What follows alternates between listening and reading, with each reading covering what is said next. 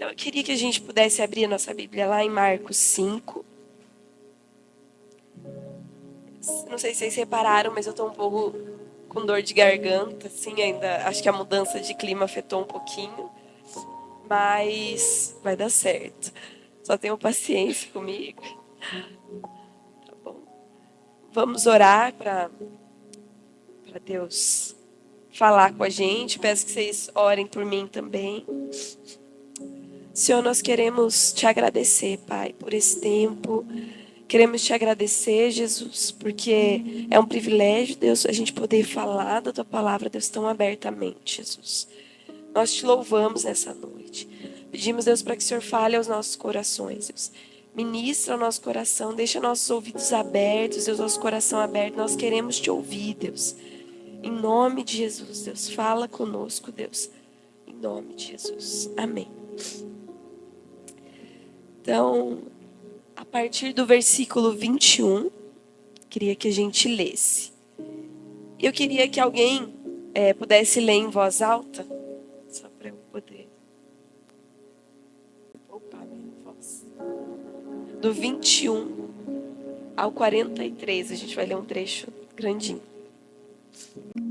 Então, nessa passagem, né, a gente vai ver duas histórias, assim, milagres que ocorreram e que são, na minha visão, assim, muito lindos, assim, né, olhar para essas histórias. Então, Jesus, ele estava voltando para o outro lado e veio uma grande multidão. Era de costume, né, ter uma multidão seguindo Jesus. A fama de Jesus estava se espalhando, as pessoas queriam saber quem ele era, ouviam que muitos enfermos eram curados, então elas queriam ir até Jesus e também provar e ver quem era esse, né? E eis que chega, né, até ele um dos principais da sinagoga chamado Jairo. Então Jairo chega até ele e faz uma súplica, né? Ali ele insiste a Jesus que venha e cure e toque na filha dele, né? Então ele pede, impõe as mãos sobre ela. Na minha Bíblia vai dizer que provavelmente ele faz esse comentário, impõe as mãos sobre ela, porque provavelmente ele já tinha escutado relatos de como Jesus curava. Então ele pede a Jesus e Jesus está indo com Jairo. Jesus está caminhando com Jairo para ir ver a filha dele, né, que tinha 12 anos. E aí, essa grande multidão, ainda andando com Jesus, comprimindo ele, chega até ele, a Bíblia vai contar aqui, que chega até ele uma mulher que já havia também 12 anos com fluxo de sangue. Né? Ela está ali com fluxo de sangue. Se a gente vai lá para Levíticos 15, você vai ver um pouquinho do que acontece, ou o que acontecia culturalmente, falando o que para o judeu era quando uma mulher ela era acometida de um fluxo de sangue. Né? Não só de, vamos dizer assim, no período menstrual dela, mas de um fluxo contínuo, que era o que essa mulher estava vivendo. Então, ela era tida como impura. Essa mulher, provavelmente, ela chegava em um lugar e aonde ela sentava, quando ela saía daquele local, as pessoas não sentavam mais naquele lugar, porque aquela mulher impura havia sentado naquele lugar. Essa mulher bebia num copo durante um período do dia, aquele copo não poderia ser usado, porque estava impuro, porque aquela mulher havia tocado naquele lugar. Então, aquela mulher, dentro da sociedade, ela já era vista como impura. Né? As pessoas olhavam para ela, provavelmente poderiam manter distância, mas ela já tinha um rótulo. Né? E quando ela chega ali naquele lugar, eu gosto muito de um dos nomes de Deus que se chama El Roi. Eu não sei se é assim que se pronuncia, mas significa Deus que me vê. Naquele momento, Jesus olha para aquela mulher. E ela tá ali naquela multidão, caminhando com ele, e ela pensa, se eu apenas tocar ele, eu vou ser curada. Só que quando ela vai e ela toca, né, na orla das vestes de Jesus, e aqui tem um dos relatos que a gente não vai ver em outras curas, que Jesus fala assim, em saiu virtude ou poder. Então, naquele momento, aquela mulher toca ele e Jesus, algo diferente acontece. Houve uma cura ali. Então, assim, ele percebe aquela mulher. Eu tenho muitos questionamentos, né, sobre essa passagem. Um deles é tipo assim, Jesus, ele estava ali e a Bíblia fala que ele olha ao redor para ver onde estava aquela mulher. Mas Jesus sabia quem era ela. Né? Mas naquele momento ele olha ao redor. A minha impressão é que ele dá uma oportunidade daquela mulher pegar e confessar a verdade, porque vai trazer assim, depois que ela se expôs. Pensa, para uma mulher que talvez passou a vida inteira querendo se esconder, atemorizada daquilo que os outros estavam pensando nesse momento, aquela multidão toda ali, ela fala toda a verdade. Ela começa a declarar a verdade e jorrar a verdade. E falar, fui eu te toquei. Né? E ele, porém, olhava ao redor. E disse que a mulher estava atemorizada, tremendo, e diante dele declarou toda a verdade. E ele disse, filha, a tua fé te salvou. Vai-te em paz. Né? Ele chama ela de filha. Né? Talvez, não sei quanto tempo, talvez que ela não era olhada. Eu não sei como você imagina que é o olhar de Jesus. Mas a gente só pode imaginar, né? Mas pensa Jesus olhando para aquela mulher, talvez ela nunca se sentiu olhada daquela forma. Com tanta dignidade, com tanto amor, com tanta bondade naqueles olhos. Jesus olha para ela como filha. E ele declara, filha, vai-te em paz, a tua fé te salvou. Né? Então olha esse olhar, né, de Jesus. E aí, Jesus está ainda falando, chega alguns chefes da sinagoga, a quem disseram, tua filha já morreu, por que ainda incomodas o mestre? Mas Jesus, sem acudir às tais palavras, disse ao chefe da sinagoga, não temas, crê somente. É interessante porque Jesus, ele não está... Jesus, ele tem uma visão, ele tem uma direção, e ele, independente do que as pessoas estão falando ao redor dele, independente das vozes ao redor, né? A gente vê isso nas tempestades, onde Jesus vai, para os ventos, né? A natureza se acalma, e ali Jesus, ele...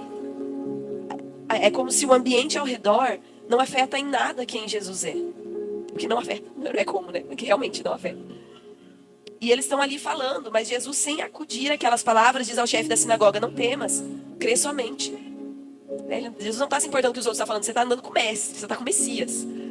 E aí, isso me faz lembrar uma vez, uma situação, quando você trabalha com discipulado, você vai encontrar pessoas de diferentes modelos, assim, né? Para você conversar e compartilhar. E eu lembro que em uma das ETEDs, isso não aconteceu só uma vez, aconteceram várias. ETED é Escola de Treinamento e Discipulado, tá? Mas eu fui e eu discipulava uma menina. Não, eu ia ir com uma menina para um prático. E antes de eu ir para o prático, ela falou que ela queria se abrir comigo e me falar a forma como ela me via. E aí a gente sentou e ela começou a compartilhar. Eu te vejo dessa forma, vocês, mas assim, tô falando isso para você porque eu quero ter uma amizade com você. Daí ela trouxe várias impressões que ela tinha ao meu respeito. E aí, né, eu pronto, né, já terminou aquele momento ali, eu fiquei triste, não fiquei abalada, assim, porque eu já tinha escutado aquilo também tantas vezes, né, eu já tinha escutado várias impressões. Eu fiquei triste, assim, falei, poxa Deus, de novo isso, mais uma vez, vem alguém para me falar. Daí Deus falou assim para mim, Isa, as pessoas, elas têm várias impressões ao meu respeito. Sabe qual que é a diferença entre mim e você? É porque eu não me abalo com isso. Obrigada, né? Tipo, o senhor é Deus, né? O senhor fala mesmo. Mas assim, eu entendi que Deus estava falando para mim assim, onde que você está firmada? Qual que é a tua segurança? Onde você está colocando a tua esperança? Se for nas pessoas, qualquer coisa que os outros falarem a seu respeito, pronto, eu desmorono. E houve uma época que eu desmontava. Eu lembro de o primeiro discipulado, a primeira vez que eu estava discipulando na TED, segunda vez, na verdade, uma menina chegou para mim e falou assim, vou contar para vocês, vocês são família. Falou assim para mim, eu tenho não lembro a palavra que ela usou assim, mas assim, eu tenho agonia de ouvir a sua voz. Ela dava, que eu chegava no discipulado e às vezes eu confrontava ela por algumas coisas que ela estava vivendo que não estava de acordo. Ó, você está mentindo aqui. Então tinha asco, sei lá, de ouvir a minha voz, porque eu tava falando a verdade. Quem gosta de ouvir a verdade? E às vezes eu trazia ela, eu não aguento mais quando você me chama, eu quero ir embora, eu tenho raiva, várias coisas assim. Então eu já tinha escutado isso algumas vezes. Então não era tão difícil para mim, mas eu fiquei triste. E eu fui pro Senhor e ele falou isso. Então, onde está a minha segurança? Onde eu coloco a minha segurança? E acho que é esse um convite que Deus estava fazendo para mim, Isa. Eu quero que você confie em mim, em quem eu falo que você é. E não significava que aquela menina estava de todo errado. Porque tinha coisas que ela falou para mim que realmente eu precisava mudar. Eu preciso ainda crescer e amadurecer naquelas áreas. Mas isso não precisa me abalar. Porque eu posso permanecer firme em quem eu sou no Senhor, sabendo que vai ter coisas assim que eu preciso mudar. Beleza. Mas voltando. Ele fala, não temas, crê somente, né? Tipo assim, confia em mim, caminha comigo, olha para mim, vamos lá. Jesus caminha, continua caminhando. E aí ele não permite que outras pessoas o acompanhem. Mas ele leva 3 apenas com ele, né? E Pedro, Tiago e João, que a gente vai ver em várias passagens, esses três caminhando com Jesus de uma forma um pouquinho mais especial, assim, né? Jesus vai para um lugar e leva eles, vai para um outro lugar e leva eles também. Então a gente vê ali uma amizade que Jesus tinha com esses discípulos e eles vão com Jesus para esse lugar. E eles chegam lá e chegam à casa do chefe da sinagoga e viu Jesus o alvoroço. Choravam e pranteavam muito, né? Essa parte que eu estava lendo e alguns estudos vão falar assim que havia só uma curiosidade assim, né? Havia tipo uma forma de funeral que eles faziam, que eles chamavam algumas pessoas para prantearem e chorarem durante aquele funeral. Era um costume da época. Então aquelas pessoas que estavam ali chorando e fazendo esse alvoroço eram contratados. Imaginou? Eles estavam contratados ali para fazer isso. E aí ele chega e fala: a criança não está morta, mas dorme. E aí pronto, né? Começou a zombaria. Como assim essa criança não está morta? Ela está morta. Né? Mas Jesus estava trazendo isso porque ele estava dizendo assim, ó, é temporário. É só um sono temporário, ela vai se levantar. Né? E aí ele fala,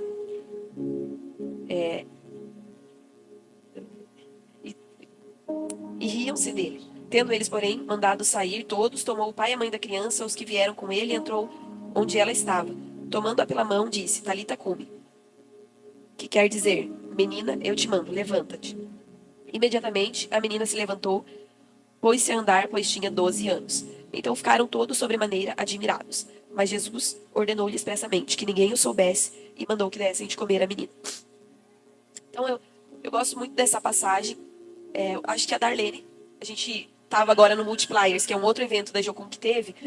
Como o Loren, o fundador, morreu no ano passado, para nós, né, foi uma perda muito grande, mas a gente fala que ele só pegou assim, né, um ingresso para o céu, que ele estava lá para receber outros missionários. Mas ela estava aqui e falando um pouco sobre o legado, né, de Loren dos Cunnihans, né, dessa família para a missão. E ela falando sobre esse DNA, e uma das coisas que ela falou que me chamou a atenção, se eu não me engano, acho que foi ela que falou isso, mas que às vezes Deus, ele como que ela trouxe, mas eu senti algumas interrupções que Jesus entendia esse momento de parar, esse momento e ali Jesus, ele é interrompido. Eu fico imaginando na cabeça de Jairo como que ele estava, né? Pensa, eu tô indo aqui em direção à minha filha, ela tá quase morrendo, e aí Jesus para, né? Ele é interrompido em algum momento. Não sei quanto tempo essa interrupção durou. Pode ter sido rápido, pode ter sido mais demorado, mas chega ao ponto de alguns chefes virem e falarem assim: olha, tua filha já está morta, não precisa mais interromper o mestre.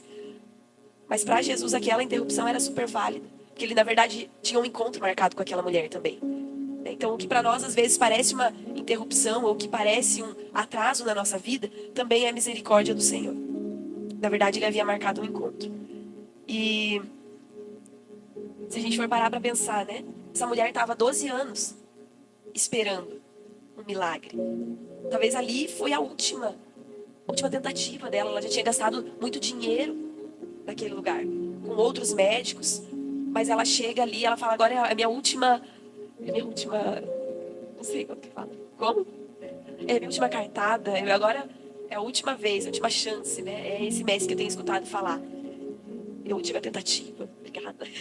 E aí ela chega lá e aquilo acontece. Mas era um encontro planejado pelo Senhor. E na outra história também, né, que elas se cruzam, é uma menina também de 12 anos. E eu fiquei pensando assim: poxa Deus, o que é 12 anos para uma mulher que está esperando um milagre?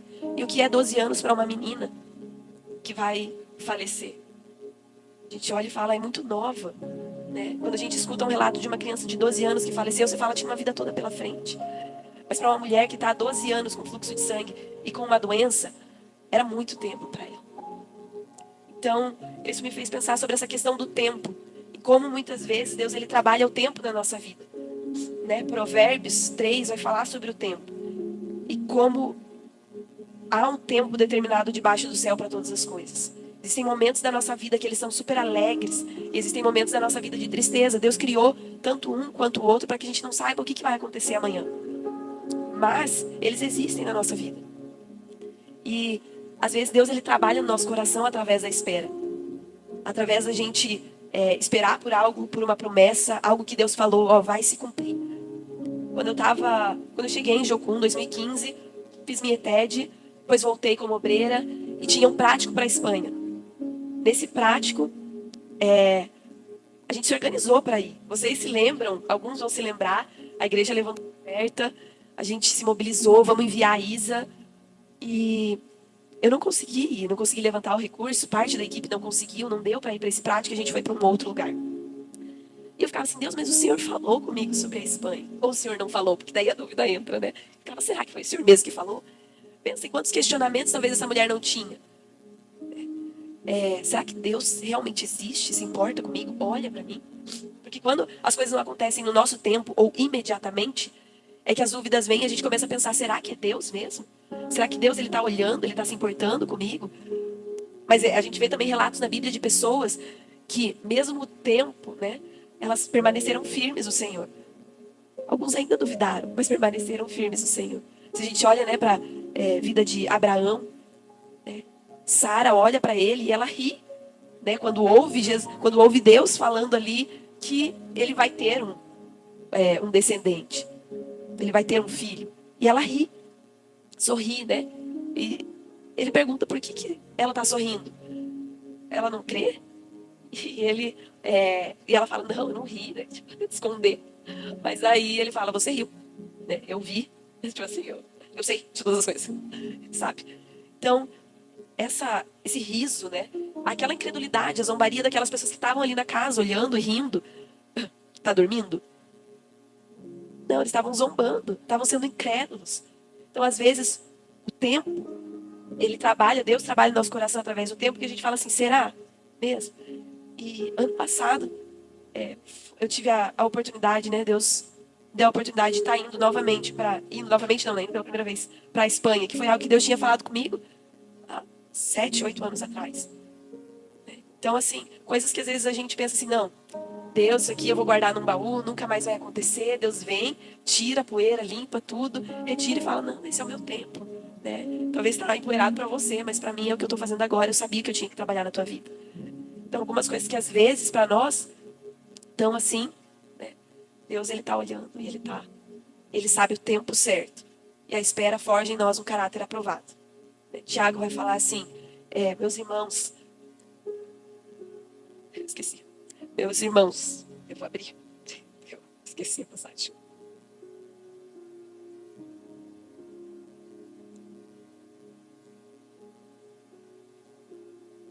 Tiago 1, versículo 2. Meus irmãos, tendem por motivo de toda alegria, passardes por várias provações, sabendo que a aprovação da vossa fé, uma vez confirmada, produz perseverança. Ora, a perseverança deve ter ação completa, para que sejais perfeitos e íntegros, em nada deficientes. Então, às vezes a gente vai passar por situações que elas vão forjar a nossa perseverança. Algumas provas, né, algumas problemas que a gente vai passar por elas para chegar no final e ter um caráter aprovado. E depois ele vai falar assim, né, mas se alguém tem, eu acho até interessante quando ele usa assim, né, se porém alguém tem falta de sabedoria. Eu, né, não sei você, mas alguém que já chegou no ápice da sabedoria, de falar assim, não preciso de mais sabedoria, já sei de tudo. Isso já demonstra que às vezes a gente já tem falta de sabedoria. Então, ele fala, se porém alguém tem falta de sabedoria, peça a Deus, que ele é generoso em dar. Deus, ele compartilha conosco da sabedoria dele. E às vezes o que falta também é a gente pedir um pouco dessa sabedoria e falar, Senhor, não sei como passar por essa situação, nunca passei por isso. Já li em livros, né, mas não sei como que eu faço. Já ouvi outras pessoas, conselhos. Então a gente pede essa sabedoria a Deus. E ele nos dá. E eu queria falar... Desculpa, gente. 3 formas pelas quais eu vejo Jesus se apresentando nessa passagem. Versículo 26 diz assim: E muito padecera a mão de vários médicos, tendo despendido tudo quanto possuía, sem contudo nada aproveitar, antes pelo contrário, indo a pior. Então essa mulher, ela buscou vários lugares, mas em só um lugar ela encontrou a resposta. E uma das formas pela qual Deus se apresenta para nós através dessa passagem e de muitas outras da Bíblia é que Ele é a nossa direção. Sabe aquele momento que você está totalmente perdido, você não sabe para onde você recorrer, talvez você já errou tantas vezes naquela área, Às vezes pessoas que fizeram 1, 2, 3, 4 faculdades, mas não conseguiram concluir nenhuma, não porque a pessoa não era diligente, mas às vezes porque ela simplesmente chega naquele lugar e ela fala assim, eu não me encaixo aqui. Mas Jesus é essa direção, onde nós vamos para Ele e perguntamos, Senhor, o que o Senhor deseja? O que o Senhor quer que eu faça? Eu já fui para tantos médicos, eu já fui para tantos lugares, eu já tentei tantas coisas, mas você é a minha direção. O Senhor é aquele que pode me dizer para onde, o que, como eu devo fazer. E é interessante porque Deus, Ele compartilha conosco de formas assim, muito práticas. Deus, Ele fala conosco, sabe? Deus, Ele se revela para nós. E isso começou na minha vida tão cedo, sabe? Mas assim, talvez quando eu era criança eu não percebia como Deus, Ele falava comigo.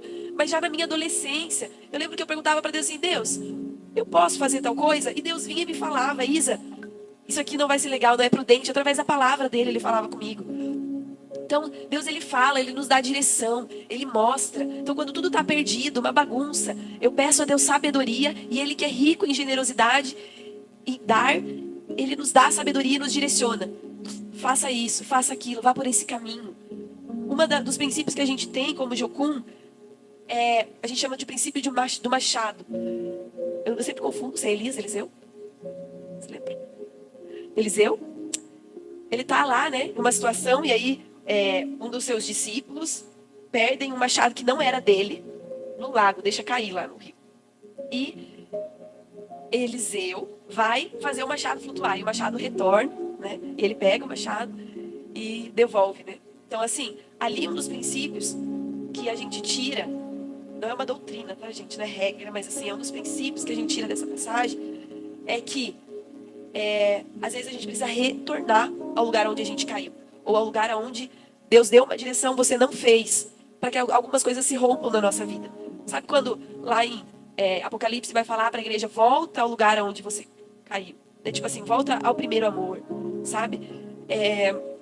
Então às vezes a gente precisa retornar ao lugar onde a gente errou e perguntar, Deus, onde que... Eu não tô falando que você precisa voltar pro passado, tá? Não é disso que eu tô falando. Tô falando que você precisa orar e perguntar assim, Senhor, onde foi que talvez o Senhor me pediu para eu fazer tal coisa e eu desobedeci ao Senhor e eu não fiz? E corrigir. Talvez a gente vai precisar corrigir e fazer, restituir. Às vezes Deus deu uma direção, eu não fiz e eu restituo aquilo. Então, Ele é aquele que nos dá a direção e nos aponta o caminho que a gente deve seguir. Ele fala, né? Eu sou o caminho, a verdade e a vida. Então, quem for até Ele encontra essa direção. Hoje a gente está procurando um monte de gente, né? Na internet. Gente, tudo quanto é lugar para dizer o que a gente deve fazer. Às vezes parece que a gente vai para todo mundo, menos para o Senhor. Né? Eu lembro uma situação, era bem criança, não sei. E eu fui ligar para minha amiga. Eu estava triste, estava me sentindo sozinha. E eu fui ligar para minha amiga. E na hora que eu fui ligar para ela, Deus falou assim para mim, eu queria tanto que você ligasse para mim, tipo assim, que você fizesse isso comigo. E às vezes a gente faz isso, a gente vai para os nossos amigos, a gente vai para alguém da nossa família, não que você não deva ir, você deve, nós devemos nos cercar de pessoas. Mas às vezes o último a ser a nossa solução, a gente recorrer, é Jesus. Ainda assim Ele é misericordioso. E Ele se compadece de nós. Mas a gente já sabe que Ele é a direção e a gente pode ir até Ele. Outra coisa que Deus fala comigo nessa passagem de como Ele se revela, a segunda coisa, está lá no 32. Diz assim, Ele, porém, olhava ao redor para ver quem fizera isso. Não é do 32, não, é do 30. Jesus, reconhecendo imediatamente que dele sairia poder, virando-se no meio da multidão, perguntou, quem me tocou nas vestes? Uma das coisas que eu vejo Deus fazendo e dando para essa mulher é recuperando a dignidade e a confiança dela.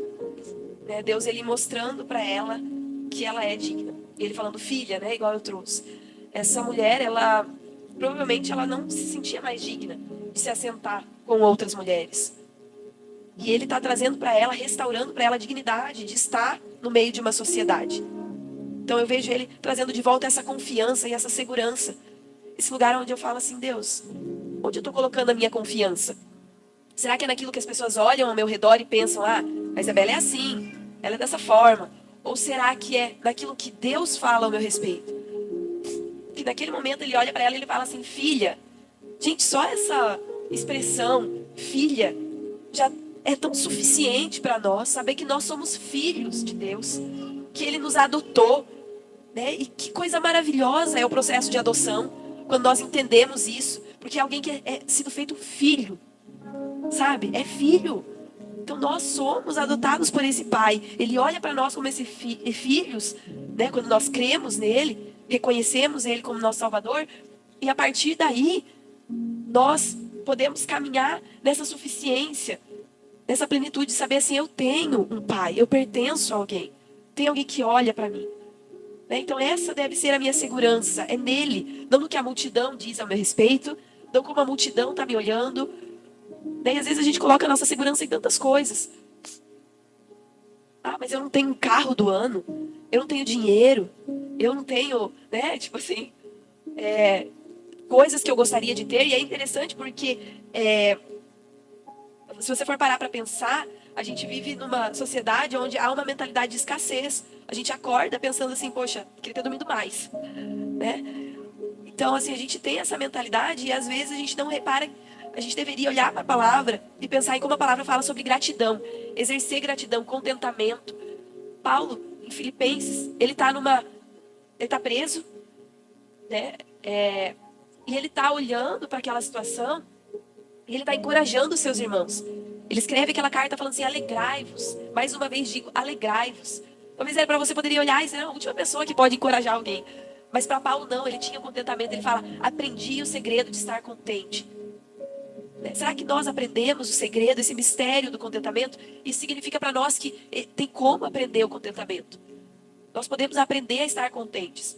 E Paulo, ele aprende a estar contente. Ele fala, tudo posso naquele que me fortalece. Eu posso passar por abundância, mas eu posso também passar por sofrimento. E ok, porque eu sei quem me sustenta. Eu sei quem está comigo. Então, a gente precisa aprender o segredo do contentamento. Que não é as coisas ao nosso redor que precisam mudar para que eu me sinta bem. Para que eu esteja bem. Não é o sentimento que precisa mudar para que eu fique bem. Não é as coisas ao redor, mas é dentro de mim entender uma convicção. Eu sei quem eu tenho crido. Eu permaneço nas palavras dele. E eu ando sobre aquilo que ele fala. Isso aqui, essa palavra é verdade. Nós precisamos caminhar sobre essa palavra como se, porque ela é a verdade. Ainda que as minhas emoções não acompanhem o que eu acredito que seja a verdade. Permanece sendo a verdade. Se eu vier aqui para vocês e disser assim, gente, eu não me sinto uma mulher. Eu sou um homem. Eu continuo sendo uma mulher. Mas é o que a sociedade está dizendo. Você é aquilo que você sente. Não é verdade. A verdade continua sendo as escrituras. E quanto de nós caminhamos muitas vezes por aquilo que nós sentimos. Ah, eu estou me sentindo assim, então não dá para ir para a igreja hoje. Essa é a verdade que eu estou caminhando? Não é sobre isso que nós caminhamos, então. Mas nós precisamos caminhar sobre o que a verdade das escrituras dizem. Não sobre um sentimento. Que nem sempre eu vou sentir vontade de orar e ler a Bíblia. Por isso eu vou deixar de orar e ler a Bíblia? Não. Eu continuo lendo porque eu entendo que ela é vida para mim. Eu lembro de muitas vezes eu ir para minha meditação, meu tempo com o Senhor, e eu falo, Deus, eu não estou conseguindo te ouvir, eu não estou, sabe, às vezes dava sono, mas Deus, eu preciso permanecer aqui. É importante para mim. E eu permanecer nesse lugar. Então a gente não pode caminhar por aquilo que nós sentimos. Talvez essa mulher estava se sentindo abandonada, desprezada, e talvez ela poderia pensar, perdi a esperança mesmo, esse mestre. Mas não. Ela olha para aquilo com esperança e pensando, pode dar certo. Mas se ela olhasse talvez para os sentimentos dela, como ela estava até ali, talvez ela já estava desanimada e não ia querer mais. Mas por onde nós estamos caminhando? Por um sentimento? Ou por essa verdade que é Jesus? Outra coisa que eu percebo nessa passagem está lá no versículo 43. Diz assim: mas Jesus ordenou-lhes expressamente que ninguém soubesse e mandou que dessem de comer a menina. Então, já finalizando esse tempo, mas Jesus, ele olha para aquela menina, e algo que eu percebo, é que Jesus, ele se preocupa com aquela menina. Ele ressuscita ela e ele fala assim, não de comer a ela, né? Mandou que dessem de comer a ela. Então Jesus, ele se preocupa com as necessidades, com as nossas necessidades. Ele se preocupa com a nossa vida. Sim, não no sentido que Deus anda preocupado, não isso. Mas de que ele está atento para nós, é importante para ele. Ele pensa em nós, ele olha para nós. Eu lembro que eu estava fazendo uma escola ano passado, escola de treinamento para discipuladores, lá em Maringá. Fiquei um mês lá. E um dia eu tive uma aula sobre a grandeza de Deus. E da minha cabeça teve uma passagem, eu não lembro qual foi, mas Isaías 40, 43, que me pegou assim, de cheio, porque falava muito sobre a grandeza de Deus. E eu percebi que em alguns momentos da minha vida eu me sentia como se esse Deus poderoso, grandioso, que criou os céus, a terra, fez todas as coisas, grandes e pequenas. Eu olhava assim, ele se importa comigo, ele olha, ele tá vendo. A gente pensa assim, nossa, mas você tá tanto tempo em missões, e mesmo assim você... Mas é normal, né, gente? A gente vai passando por essas coisas, assim, essas crises. E eu tava ali, o Senhor tá olhando pra mim, né? E ali foi um momento de me arrepender, porque eu falei assim, Deus, ele se importa. Eu lembro que eu olhei pra natureza naquele momento, lá uma chácara muito bonita, e eu vi umas abelhinhas, assim, sobrevoando uma planta. E ali, Deus falando comigo assim, eu sustento aquilo, né, tão pequeno, e coisas muito menores ainda, como eu sustento também o sol, né, coisas grandiosas.